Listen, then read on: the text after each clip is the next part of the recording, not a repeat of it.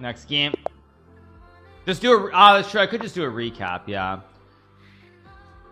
Okay, we had d4 played here. All right, so here it's the same guy.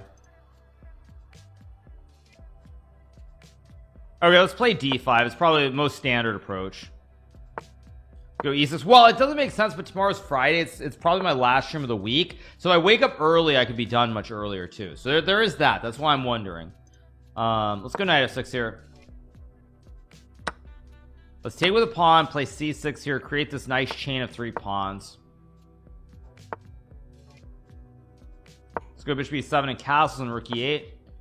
I'm just gonna castle play rook e8 knight d7. Hikachu, I think you're more famous in Germany than the USA. Maybe I'm gonna go here and trade off the bishops. Basically what I'm aiming for down the road is eventually maybe like bringing a knight to e4, maybe playing f5 f4, something along these lines. Now knight f4 I believe is technically the best move, but again, for the themes, I'm just gonna drop back. I don't trade because then I open up the H file, which I don't want to do at all.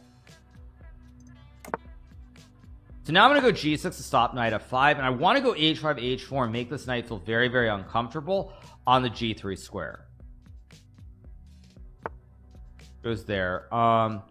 Actually no, I'll go rook d8 to this sort of prophylactic preparation move so that I can put pressure on the d4 pawn if he ever pushes e4. So now I'll go h5 h4 to tickle the knight. Goes knight f1 logical. Okay, now what I want to do is develop these pieces. So I'm going to go knight d7 and then probably knight f8 knight e6. That's one of the ideas I have in mind here. Go knight f8, maybe bishop g4. Thoughts on fan interactions? I love them when they occur organically and naturally. He goes a3, so he wants b4 b5. I'll go here to stop b4. Yeah, I don't mind them at all. The only thing that gets a little bit much is sometimes it's like if one person recognizes me, then like 20 people do, and that especially when I'm playing in tournaments, it's like a little bit awkward because like I really do need to focus. So I'm gonna go h4 idea h3 here.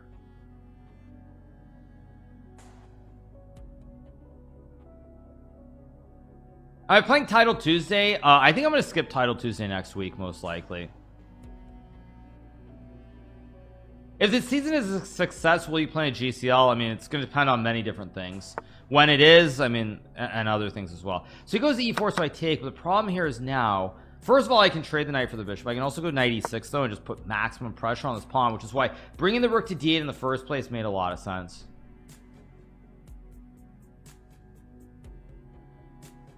The sub imploded. I mean, I didn't.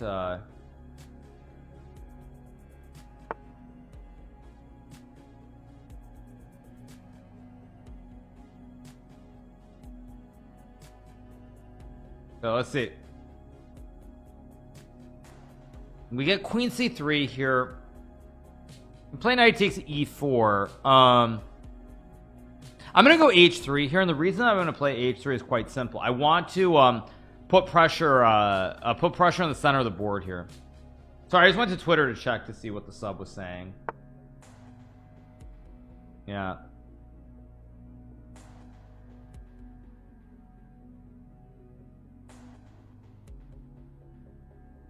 Okay, he goes g3. I'm gonna trade the knight for the bishop for the bishop. I'm gonna go queen f6. Now I have ideas again, more lolly checkmates with queen g2, pressure on the pawn on d4 as well.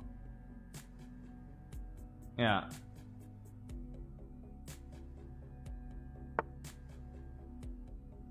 Knight e3. Now I do have queen f3. I also have knight g5. I think I'm gonna go here. Very scary. Why was h3 essential to put pressure on the center? Because I distract him on the flank of the board. Like if he takes the pawn, he loses this one. That's the point. So if he takes, he loses this one, or even knight g5. But the point is there's pressure there, and if he ignores it, then suddenly there's pressure on the center. But now there's also this added threat of a lolly checkmate. So now the key is how to win the game. He's stopping the lolly temporarily. I could play f5 here to attack the rook.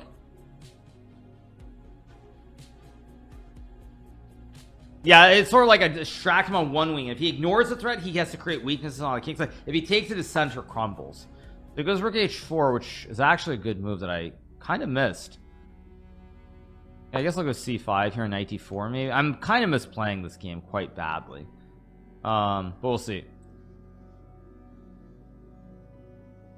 I had g5 too to again put more pressure here, but We'll see what he does.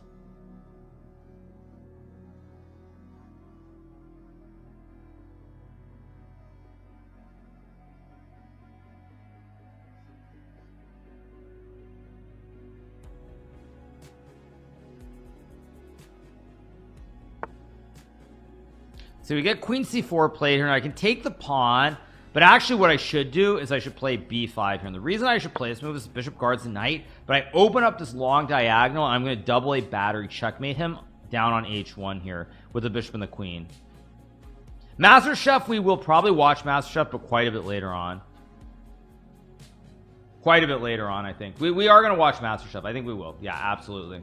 Absolutely, we will. So let's see what we get here. The 2700 chess is not working. I don't know why. I tried earlier, but yeah, now I go here.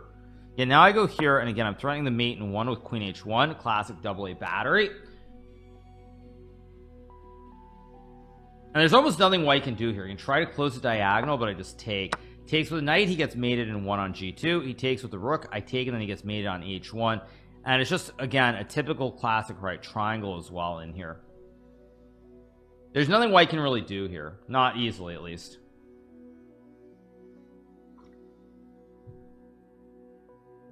Yeah, 2700 doesn't load. It says Cloudflare is always online. Shows a snapshot. But yeah, it's dead. It's actually dead. So he takes. Now I will take with the check. And now I take this way. And again, more right triangles here. It's the classic right triangle. Right triangles are the key to life. Yeah, greatest chess streamer entertaining explains his moves. Thank you so much. Now I go here, use the horse as well, bring the horse to the party, and this diagonal just crush him. So he sacks the rook, but now it's just a matter of bringing the rook into the game. Or actually no, I want to win this game with some flair. So let's go queen c2.